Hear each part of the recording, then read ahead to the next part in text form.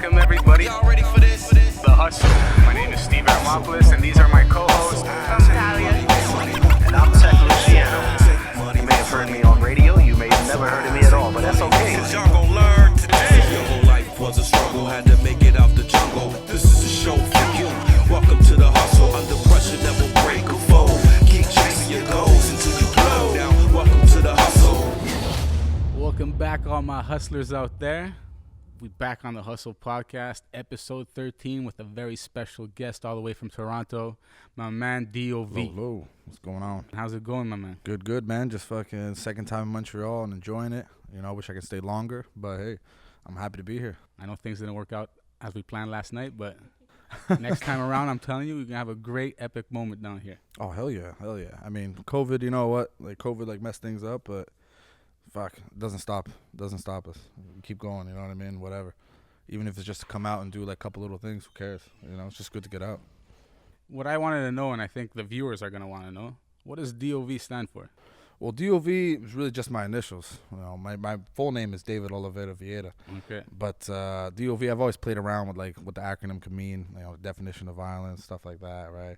But it's really just like it was a cheap way of me at 16 just kind of coming up with a name that didn't sound too It's unique. silly. Yeah, and I wanted to be unique because like I used to call myself Scribbles when I was like Scribbles. 15, 16. Yeah. That sounds like a character from Rugrats. Yeah, that's what I mean, right? And like for me, it came from, you know, I still do, like, you know, I draw a lot, right? And it was never like, you know, like a big art student kind of thing, nothing like that. I would always sketch or like tag things and whatever and do like faces and stuff. So people were like, oh, this guy's always scribbling. So I was like, yeah, you'll call me Scribbles. But then that didn't last too long. It lasted like maybe like a few months, and then Yeah, but it's still a better name than today's young names. Oh, Like, yeah. Lil Heron or some shit. Like, oh god, all these young Lil and little. Queef.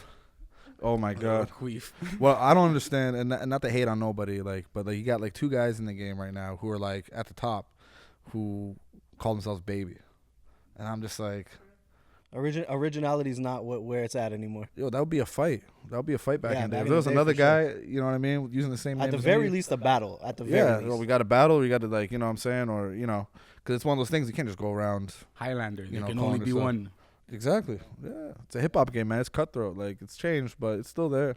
You know, on the underground level, with the original elements. You know what I mean? Like, there's still rules and things like that people follow, but it's a young man's game now, and a lot of people, you know, like everything, they take something at a young age and kind of make it their own. And I don't think people mean to throw out certain traditions out the window and stuff like that, but It's just the way it plays out. it's just the way it is. I mean, a lot of these kids, they didn't have no OGs. That's the reality of what's going Yeah. on, right? So it's all self-taught, you know.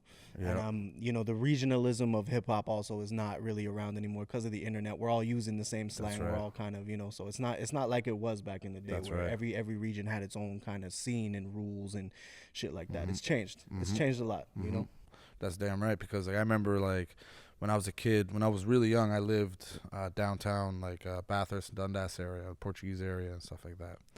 And we moved out to the east side of Sauga, towards the lake. And, like, you know, growing up out there for a majority of the time, you know, everyone kind of talks a certain way and stuff. And you only walk into certain neighborhoods in Toronto where it's like, okay, guys, like, talk like this and talk like that. Now everyone's talking like a Toronto man. Exactly. Like, It's anywhere in hilarious. GTA, you go to Brampton, dudes are out there like, yo, fam, yo, dog, yo, tutus, fam, like, yo, real talks, you know, all the time. Yeah, it's like, yo, it is what it is. It gets played out sometimes, but you know what? The one thing that always stays is it's the creativity. You know what I mean? That's what it really is. You know, these kids, they want to be creative, and they always do different outlets, and, you know, to the way they dress, the way they talk, they want to be as individual as possible. So, hey, man, you know, it is what it is. You know, if it lasts, it lasts. If it doesn't stick, then it wasn't meant to be, right? You don't want to be the salty old head. No, I don't want to be that angry guy. Like, oh, this guy's like an old. I've had dudes call me that. Like, yo, this guy's like, you're an old head. You're not really. I'm like, yo, hold on. I'm not like trying to hate. I'm just trying to tell you, like, this is just what it is, and you know, there's a bigger picture to it. Because when you get in the rap game too, especially when you're young, and you know, you come from like, you know, a regular city, from like, you know, nothing special. You know, you don't like, how do I get out there? Like, well, I'm just gonna put my music on the internet, whatever. But once you start really, you know, physically going to shows at a young age and meeting people, that's when you really start getting engulfed in everything. And there's so many levels and layers to operating as an artist in any major city. So, you know, it's always a learning curve. Well, I mean, I was gonna kind of ask a similar question, which is how's the Boombap scene in Toronto? Because I know in Montreal there is sort of like a healthy underground scene for it. What's the market like in Toronto for that style of hip hop? Well, in Toronto, it's like it's never left. You know, it had its peak in like the late '90s, early 2000s. We had a few dudes that were doing a lot, like Shot Claire, Cardinal Official. He's still doing it, but there was a moment where we had this when Northern Touch dropped. Yeah. That kind of really solidified. Okay, yeah, Toronto's got real rhymers. We can compete with the East Coast guys from New York and like be at par with them, and do songs that are just perfect in that element. And even though sound changed, that quality and kind of that similar kind of artist is still there. It's just being translated different ways. But with what I do, it's a lot of people like, oh, you got an old school style, and it's like I understand what that is, but it's like it's happening now. And like everything that we're doing now is kind of cut from that cloth. It's inspired by that grassroots movement from just with bare minimum equipment. Like I remember starting out with like trial versions of audio software, recording with a microphone that was from a headset that was broken, but the mic worked, and we were able to plug it in and just record our first tracks in like a closet. A lot of dudes, they want to start rapping right away in like a proper nice paid studio with like a real engineer and stuff, and it's like you can't have that in the beginning. You gotta hone your stuff. Yeah, you gotta hone your skills and doing that kind of style of music where you're like you're doing that boom bap kind of it's more focused on lyrics and like the message, and it's a lot of people don't want to work that hard to get something out of that because it's harder to monetize it. It's harder to make a profit because that's not really what sells, right? It's easier to go out on stage dressed up like a clown. You get more attention. Shock factor, man. Yeah, that's what it is, and it's, fuck, I get it, so fuck. So yeah, what I was gonna say, I just remembered, was since you're 90s hip hop and everything like that, the four elements. Mm-hmm. Are you also a graffiti artist and stuff like that? Because you said scribbles. So Yeah. I'm assuming you're out there dropping some tags and shit. Oh yeah, like I haven't done it in a long time. Like like I never went out tagging with like spray cans, nothing like that. I'd always get those bingo markers or just the big Sharpies, and I would just go up to like a wall or like any kind of like metal fucking. What do you see, those big green boxes on the side of the road? You know what I mean? Like we be walking home by the tracks and like tag up a train one time. I'll just draw face, nothing crazy. But I had some homeboys that were with me that used to tag hard, till they got in trouble. Yeah. Got some sick tags in the videos too. Oh yeah. Shout outs to Moses. Fucking he came through to this one video shoot with Lyricist and did a really dope mural for Lyricist and them too. Yeah, shout out to Lyricist, man. Yeah, that's my brother, yo. We're missing you out here. For real. Next time, yo. But yeah, I mean, the culture in itself in Toronto is really strong, and I see a lot of similarities here, you know what I mean? Because you see those local artists who are doing the more commercial appealing kind of tracks out there, releasing those singles on like a regular basis, like pumping out like not even every month, like every 2 weeks. You're seeing like these new, and then you got guys like me who, or not just like me, but people who do a similar style to mine, take a little more time with it, but then it goes a longer way in my opinion because you start working with multiple producers, you start building connections. It's like, okay, we can do a show out here, or, we can go to Montreal and do this, we know this guy. And people kind of value your work more when you put more into it. Big time. You know what I mean? And it's like, I got a bunch of stuff coming out recently, but these are like years in the making, some of them. You're working on a project with Gambit, I heard? Yes. You have a project with Ruste Juxx? Yes, yep. So let's hear more about that. So with Gambit, I know Chino touched on it earlier. It was, working with Chino, like I've known Chino since like, 2014. And I can get into how we met, which is a funny story. But with Gambit, like for me, it was like a very spontaneous thing that just kind of happened, like this whole project.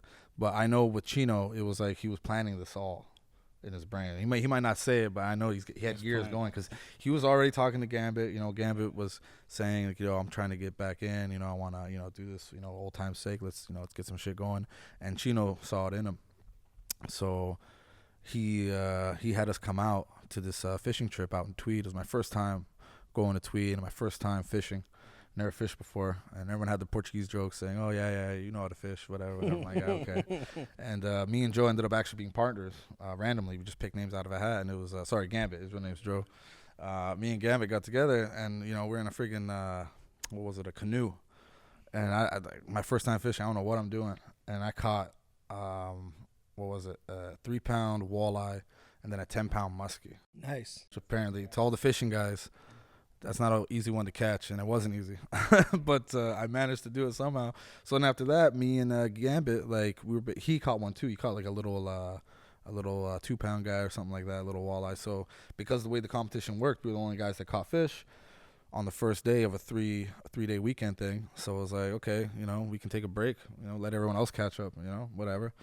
We got up in the rabbit hutch in the cabin there, and Chino starts pulling out beats, and next thing you know, we record within like a day a whole 4-track EP. But we put our time into it, because 4 tracks doesn't sound like a lot. But when you sit down for like a whole 24 hours, there's drinking involved, you're smoking, chilling. The vibes are flowing. That's right? And then so those 4 songs now, they become a lot more potent, because you spend like 1 hour recording each verse. But then the rest of the night, you're sitting there over and over again, listening to the same thing. Tweaking it, doing all that. Tweaking every little bit, yeah. So I'm excited for that. And that one's called Herbie's Hole, and that's going to be on the 26th. And I got another one coming out. It's another EP, 4 tracks as well, with Ruste Juxx. That was a little longer in the making. There's a longer story behind that. But me and Rusty, we've been tight since like 2014. He's the reason I met Chino, which is really funny to me, because me and Chino live in the same city, but it took a dude from Brooklyn to fly down and like connect us. So I always found that really, really intriguing, because I didn't know who the hell Chino was ever. I had no idea. I know for a fact now. It's funny, actually. There was a couple times we were chilling with a bunch of people, and Chino was getting nostalgic, reminiscing. He's like, yo, I did some shows in like 2008, 2009, whatever. Like, I did like that show too. He DJ'd for like Raekwon and stuff. And I'm like, oh, I was at a Raekwon show, and he's pulling up footage. I'm like, yo, bro, I'm right there. I'm like right there. He's like, Chino's standing over there. I'm like, bro, I was there. So many events. I'm like, I realize now, like, this guy was there whether we knew each other or not. Yeah, that's some meant to be shit. Yeah, crazy. It's like synchronicity. It's a trip. That's so cute. Oh yeah, we even have the same birthday. So the whole 420 experience thing that he's doing, that shit all just like, it made so much sense to me. I'm like, yeah, I gotta be involved. I gotta do more than just like, contribute a song or contribute a verse. I gotta like, I want to push it. I want to promote it. I want to really like push the brand, because I see that representing a lot for the music community out here and for Canadians as well. It's a great thing. You know what I mean? Yeah, it's huge. So, but back to Rusty, yeah. That's coming out on August 13th, a little bit earlier. So pretty soon, actually. Fire. And we got a feature from Terminology on there from Boston. Nice. Shout outs to Term. Shout outs to Rex. We got, who else we got? Oh, I got my boy Lyricist on there. And then I think that's it for features for that one. But that's leading up to a full album that's still in the works. That's going to be fully produced by Swann. But that EP is called Top Tier Part 1. So there it is. So that's coming What's out. the Ruste Juxx project called? Top Tier Part 1. That's the one, okay. Yeah, that's the one. So that's the EP that's going to lead up to the album. And then when the album drops, you already know. Can't announce it yet. Stay tuned for that. You don't want to miss it. I'm telling you. This guy knows how to drop some fucking bars. Fuck, man. We got some crazy shit. Like, I don't know if I can even talk about it. I'll talk about it. Fuck, I don't care. Me and Swann, we got like some crazy shit going on. Like, Swann is a producer. Everyone knows Swann in Toronto as an MC. And they give him that right away. And like, he deserves it because he's dope with it. But as a producer, holy shit. Like, I'll sit with this guy for an hour, and he'll go through a library of beats. And they're all just banging. And they all got that like, for me, I like a darker kind of sound with what I do. I like something where I can play with the contrast. Whether it's like my voice is like the main focus, or it's the beat or something about the beat. I like to try and contrast it. And he has this like really strong skill where he can bring out like the dirtiness of the samples that he goes through. Yeah, he's a real digger. Like, he'll dig into the sample and just utilize something that you didn't even notice. Cause I'll hear a sample and I'll be like, yo, like this little 3 seconds on this record is fucking amazing. Like, you can make something with that. And he'll find something completely different and make something crazy. I'm just like, you know what? I'm just gonna shut up. I'm not gonna say nothing. You do your You thing. do you, man. Oh yeah, we got a whole solo album in the works. Dope. And we got Rex on there. We got, oh man, who else we got there? I shouldn't even say. We got a lot going on. Like, it ended up being a one project idea. We ended up recording like 20 tracks. So we got like 2 albums of work. Yeah, Smart. It's still early to really announce that too much, but I think people should get ready for it. Hailfire, Mix of Blood. Ooh. That's You what heard it is. You heard it here, folks. Oh, You yeah, heard it so here. Like a heavy metal kind of look to it. So now everything's opening up back in the city. Chino mentioned you have a show that you're on your way to. Yeah, tonight at the Rock Pile. We're going to be over with the Wolfpack, Gambit as well. And my boy Philly's performing. I'll be on stage with Gambit. And it's going to be a dope get-together. It's been a while, like a whole year. You know, So it's going to be nice to see everybody. Finally. And I think it's, I don't know if I'm right or wrong, but I'm pretty sure it's an outdoor thing. So just like in the back of the venue, they got like a nice setup, like that's whole like fire. deck and everything. Yeah, it's nice, real nice. So I think that'll help it make it more appealing to people because it's a free show. But I think people are just itching to get out, so it's gonna be time. dope. Oh Big yeah, time. oh yeah. And when you're with the Wolfpack, man, like the Wolfpack is a big squad, so they always bring mans and they always bring their whole fams, and they got fans that are dedicated. Like dudes they'll drive out from Hamilton, just to see these guys perform in like Toronto. You know what I mean? I forgot where we did the show last time. Like we went to see one of your shows actually, one of Chino's shows, and it was at some theater or an old rundown theater. Was that I can't remember now. Was that Osgood? No. I don't know. You were supposed to show up for that event. I think I don't know And what happened Lyrics there. was supposed to show up. You guys both didn't show up. Oh, no, I did show up. I did show right up. when we were leaving. Right when we were leaving. I did show up at the end. Yeah, I showed up at the end. That was oh yeah, I remember that was like East End, I think. That was at that one theater. We ended up that was a funny night actually. I ended up meeting Maestro Fresh West for the second time, but it was the first time I realized it was him. So I was like, oh shit. 'Cause the first time I met Maestro Fresh West, he didn't even tell me he was Maestro. He just like introduced himself with his real name, and I was like, oh cool, yeah, I'm Dave. Nice to meet you. Then man leaves the studio, and then dude's like, yo, you know what that was, bro? You know what that was? I was like, what? It's like, yo, it's Maestro Fresh West. I'm like, it is. I'm like, no way. And because I almost forgot what he looked like because I'm so used to seeing the flat top, backbone slide, the whole, that's what I grew up on. But he still looks young as fuck, though. Oh, like, this guy's in better shape than I'll ever be. I'm telling you, My bro. God. It's crazy. Oh, he's doing great. Shout outs to Maestro. But that was that was Lord Finesse's birthday. He was spinning that night. That was the. I forget the event, but Chino got us in. And it was a big line. Dudes were not happy seeing us walk past all of them. But I was like, yeah, fuck it, I'm with this guy. So that was a good night. Still, we made the most of it because that night, can't remember what happened exactly, but we didn't get to perform because someone else didn't show up or something. So I was like, whatever. But yeah, we made the most of it. Yeah, you got to make the most of it. Oh, hell Link yeah. up with people. That's when the best things happen sometimes. Last minute, I don't know where, hey, can you do it? Yeah, fuck it, let's go. And that's where I see is the biggest opportunities seem to come out when you're least expecting it. You just got to have the drive to just get up and be there and be present. Especially when you're out there, you're connecting with people, you're getting a feel of the vibe and the audience, of how people are, after everything that's gone on these past 2 years, like you said, they're itching to be out there. Like, you should have seen our Habs games just the other fucking, like a month ago. People were out there, and like whether we were winning or losing, like the vibes and the feel of the crowd was like spectacular. So to be at a show tonight, you're probably so stoked, but like even the crowd too, like you're gonna feel that there's like that magic in the air a little bit, I really hope so, because Toronto shows, they have this tendency when it comes to like the hip hop shows. A lot of dudes will just stand there in the back and just size you up, even if they paid to get in. Same thing. Same thing here, right? Just the same. But you know what? Like, we always seem to manage to get them, get it going, get it hype and stuff. Like, I never had an issue with that. But it's just always one of those things where in Toronto, it's like, hey, man, be a little more friendly, like, be more open. But, everyone's got their little inner circle. But, bro, so I feel like Toronto's getting kind of crazy. Toronto's been a little recently, crazy. like, It's not a lot of rappers, getting in a lot of trouble. And, there's a lot of conflict over there and a lot of shootings and stuff. And, right now it's not a nice time to be a rapper in Toronto. But I think that really more has to do with everything outside of being a rapper. For a lot of people, sure. They can't really disassociate their upbringing From from the street being life. professional. Yeah, and it bleeds in, and you can't help that from happening sometimes because it's been tragic the past couple of years. Even before COVID, there was a lot of issues like that. But you know what? You keep, as an artist in Toronto, you just keep doing what you're doing, keep your head low, and show respect, show love, and be decent. I mean, fuck, what else can you do, really? That's it, man. A lot of things happen to people because they let themselves be around it too much, and I've even gotten to a point where, a lot of people, like, my circle is really small now. Like, there was a lot of people that I was really close with that, whether I got in trouble with them or, guys I grew up with, from all stages of life. And to get to a point where it's like, I'm 31 now, I'm not like 20 something, I'm not like, 19, where I can get in trouble and not care. Like, not that I shouldn't have cared before, but it's just like the maturity. It means more now. Yeah, and I don't got kids or nothing like that, but it's just like, It's still time you can't get back. it's time you can't get back, and it's like, where are you really trying to go in life, and Exactly. where's that going to take you, right? So, you end up getting a little older, and you end up, whether you want to or not, having to cut people off and just be like, yo, I can't do this anymore. It's dragging me back. It's, pulling me down, and it's like, I want to elevate and You gotta progress. evolve as a person, man. I'm not going to turn around and like shit on, what I came from or the people I was around.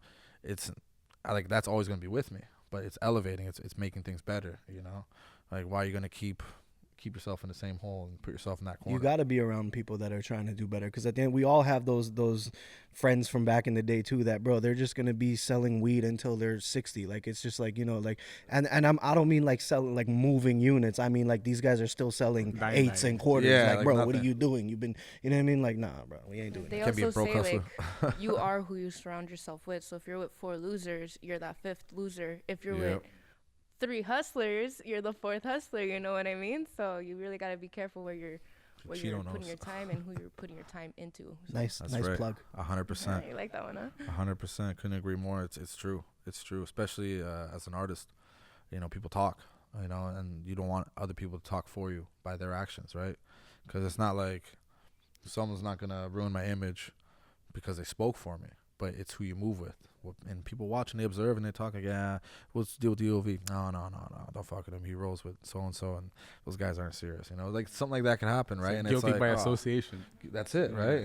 Fucking ask the cops. They do the same thing when they see you, right? They profile you. Oh yeah. I mean, but in the entertainment industry, especially in the music industry, you are your reputation. That's like, right. That's super, super. You should have been holding the gem for what you just said, because No, we still got time. super pivotal, super pivotal, guys, for real. Real talk. Definitely.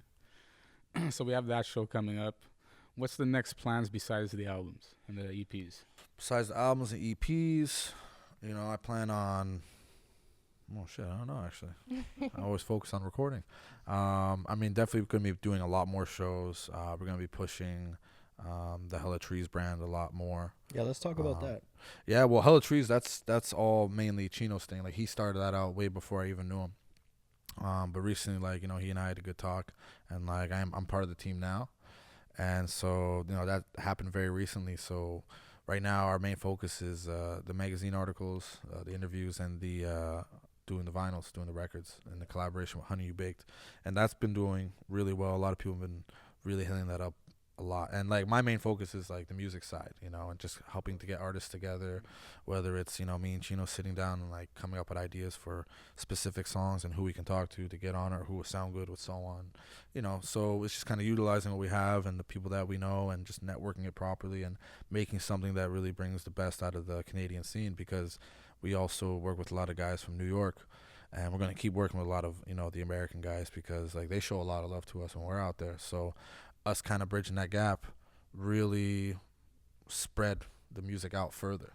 So we got dudes like in Denmark, It's crazy. like hitting people up like, oh yeah, I got this vinyl right here, like holding the vinyl, you know what I mean? It's like, oh shit, like But there's it's a going. big market for, like, I guess if you want to call it boom bap or whatever, like in Europe, that's what they're Oh my on over God, there, yeah. like Yeah. big time. Oh yeah, I was talking to Tom of Reelwolf recently, and he was like, buddy, you don't understand. He's like, we went to Switzerland, and they treated them like gold. He was like telling me stories like fucking you guys had kings down everything. there. Oh yeah, it was crazy. Like bottles on bottles. It's like the fuck, just you don't see it because you just feel like a regular kid from like Canada. Like I'm just some Canadian guy. Like the fuck, my parents are immigrants. Like they don't even speak English. Like what the hell, you know what I mean? I grew up here like a certain way. Like we didn't have much, whatever. And like all of a sudden you go to Switzerland, and these guys are like kissing your ass like you're fucking gold. And it's like, wow, you know what? Fuck it. It's funny because Europe is a different vibe. South America too. Shout outs to all the dudes out in Colombia, Apache hip hop. South America, Central America, they got a crazy following for the hardcore stuff, the boom bap. Oh man, You're killing it. I feel like it's just it comes full circle. Even Japan has a huge underground following for that. But you know what? People know what they want, and when you put a lot of substance into a product, whether it's like a vinyl or just a CD, even little things like the way we had the USB versions of the mixtape where it was like it looks like a tape or it looks like a little grenade. Those little things, people take that and they put value into that. Big time. Oh, big time. Makes yeah. an impression. And people like collecting shit. The little mementos, you know what I mean? That's right. That's right. Yeah. So yeah, but then other than that, shit, I don't know. I mean, I go day by day with everything I do, whether it's collaborating with people. Some people reach out and hit me up to work on some stuff, and I'll go into it, and it might seem like something small, and it grows into something big. And just see where everything takes me. Even coming here, like, once I knew we were going to be doing this a couple weeks ago, I was like, yeah, fuck it, let's do it. I was like, fuck a budget, fuck how we're going to get there, I'll drive. Like, let's just fucking go and do it. Like, I'm tired of being stuck, locked down, everybody being depressed about getting depressed, or everyone getting angry about separating and dividing and fighting over mass and shit. I'm just like, I'm tired of hearing this shit in Ontario. Like, it's nuts over there, man. People protesting every day. And like, you know, I'm not here to sit down and like take sides and tell people they're wrong or anything like that. I just don't like the whole conflict and the way it's really dividing people. And it's just very like, divisive. oh You know yeah. what divides us here in Montreal? Potholes Oh shit. and Potholes, construction. terrible. Oh man, I think it's a bad one. It's bad here. But do you have any plans on collaborating with some artists out here in Montreal? Or? Out here in Montreal, I haven't solidified anything yet, but I'm open to it. I'm definitely open to it. 100%. I think we can talk about a few things a little Yeah, later, I definitely, think. definitely. Like I already said, if you need some things done, certain people on a track, I know you wanted to do something with a demo, right? Yes, So yeah. we'll definitely get that done. Yeah, COVID fucked that up, man, because we were down here in 2019. That was a really good time. That was a really good time. And then COVID hit, and it was like, oh, time to hibernate. Yeah, Can't yeah, go outside, seriously, can't do nothing. can't You know? do Gotta shit. order groceries. Like, what the fuck's going on? You know? I feel like even with COVID, like it should have been a time for people to really experiment with themselves and open up a door into their imagination and seeing what their future could be with whatever their journey is as a hustler. Let's say for music, for example, when we were under lockdown, I was taking that time to redirect where I'm going with my music, who I'm gonna reach out to, who I'm gonna go get to produce with, and who I can work with as well. So I feel like COVID might have been negative in the sense of like you're stuck at home, you're locked down, but it could have been positive in the way where you got that time to really reflect on yourself as an artist, as a person, as a dancer, as whatever your hustle is. So I don't know if maybe while you were under lockdown in Toronto, you were taking that time to reflect on your own journey and your own path. Did you get to that point? Oh, yeah, or? definitely. Like, you know, this earlier this year, towards the end of last year, around Christmas, is when I finally stepped out of my bubble and went full solo. Because for a long time, since I was like a teenager releasing music, I was always part of a crew. And it was always this loyalty thing where, because a lot of them were guys I grew up with and stuff like that, and we just had this bond. And it's one of those things that I had to let go of eventually. But when I did that, it was like, I was kind of like not nervous at first, but kind of hesitant. It's like, oh man, like how do I, you know, repackage myself and you know, just show people that, hey, that's me. Like, you probably never see my name and never notice my face in this whole group of people, but like, you know, like I've been there this whole time, and like, how do I, you know, get in there and just like, fuck it, you know, just do it. And I just did it. And the reception, like locally, was huge. Like, dudes were coming up to me like, oh, yo, you're doing your own thing now? Like, yo, let's work. All of a sudden, I was like, all of a sudden, everyone wants to work with me. I'm getting emails. Like, I'm like behind right now on hitting some of these beats that dudes are sending me, because like it was like overwhelming. It was like, it went from 0 to 60 really fast. And that's just the way it is, I guess. But yeah, just reestablishing myself, because, you know, I had to sit down and really think of, you know, what am I doing? What is the brand that I'm representing? And does it really represent me as an artist fully, and my sound? What is my sound? Like, what do I sound like? What does D.O.V sound like? You know, and how do I translate that to the audience in a genuine way where it's like I'm not forcing an idea or an image through some kind of, because, you know, some artists, they really want to push a certain image, so their music kind of after a while kind of comes out like, okay, yeah, this is a little rundown, like, so you're kind of always rapping about the same thing. I never wanted to do that, but I always want people to kind of know what to expect without being able to expect what they're gonna, you know what I mean, not being predictable, but being predictable at the same time. Like, you always know it's gonna be dope because it's like that dope shit, but it's like, it's never boring, you know. So I just wanted to like change things up, and I, you know, got my distribution up. You know, I changed my whole social media layout and everything. I started re-releasing stuff that I had released prior that I wasn't able to release because my hands were kind of tied, because those were in association with the group I was with before. But I got everything I needed to make it legit, so I can actually put it out properly myself, and I did. So, you know, I started doing that. I released what was it now, actually it was February, I released the Lost Tapes, which was like a compilation of some stuff that was sitting on the back burner from, oh man, some of it was from like 2010 even. Yeah, and it was stuff that was just sitting there that, you know, I knew I had a chance to put out there that people never got the chance to hear. And while I'm working and, you know, fixing and recreating what I've been working on for so long, let me put this out there to kind of, you know, satiates people's palates, you know what I mean? People are hungry to hear something, right? I gotta give them a little moose bouche. That's it, right? So yeah, but it's been climbing up. It's been going really well. Like, you know, I released a single with Planet Asia, That's going to be on the solo album with Swann, and that one got a lot of reception. Like, a lot of people were really behind it. And I guess it just comes down to working with the right people, because you can sit down for as long as you want and kind of, you know, reconstruct your whole concept of what you are as an artist and your thing, but you still need, you know, producers behind you. You need people behind you to kind of gear you in that right way. And I was lucky to meet the right people, because like working with guys like Swann and Chino, you know, that really boosted me big time. That's Chino knows what he's doing. He's always putting in that work, man. Chino knows. I That's call him right. the dot connector. Shout out Chino. That's DJ Chino. It's our turn for the shout outs. Shout out Chino. Straight up. I think you know what time it is, Talia. Oh snap! Drop us a motherfucking gem. A gem. Yeah. Where's this gem being, I wonder? I think you know what you have to do with that at this point. Well, so what would I say? I would say the best gem I can drop is just being true to yourself, no matter what your form of expression is, whether it's artwork or, you know, expressive dance, even like just any way that you find helps bring out the most creative side of you. Just keep doing it, you know. I had a good friend of mine pass away at a young age, and like one of the last things he ever told me was to never give up, never stop doing it. Just keep doing it. Who cares what anyone says? Like, fuck it, you know you're dope. Just fucking do it. So anyone out there that's an artist creating, if you know you're dope, just fucking do it. Just keep pushing it. You know, it drives you for a reason. And when it hurts and it gets hard, you just got to be harder, because fuck that. You know what I mean? Life happens really fast, and it can end in an instant. And what you leave behind is the closest thing to being immortal than you'll ever have. So, you know, that's the most important thing, is doing what's right now. No hesitating, no looking back and saying, oh, I could have done that, could have done this. Oh, fuck that, do it. You know, I wouldn't be here if my father didn't take the risk that he did to get to this country and do what he did. So it's just one of those things where, yeah, it might be scary, but fuck it, you know, jump on that shit, jump on that roller coaster and just fucking go, because where it'll take you is like so worth it, you know. So yeah. That's what I would say for sure. Some heartfelt shit right Hell yeah.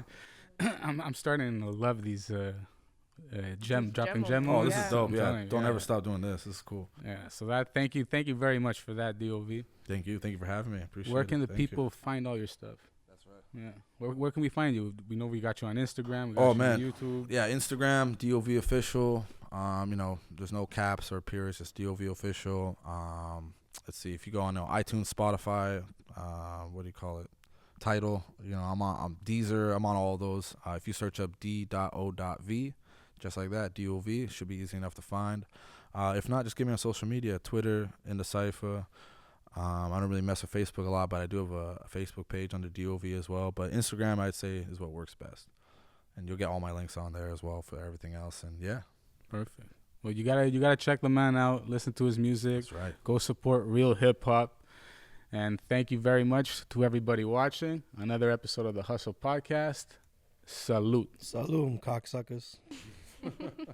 Welcome everybody. Y'all ready for this? The Hustle.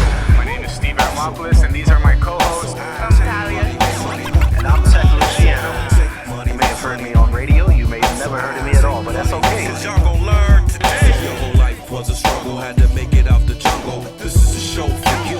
Welcome to the hustle, under pressure that will break a foe.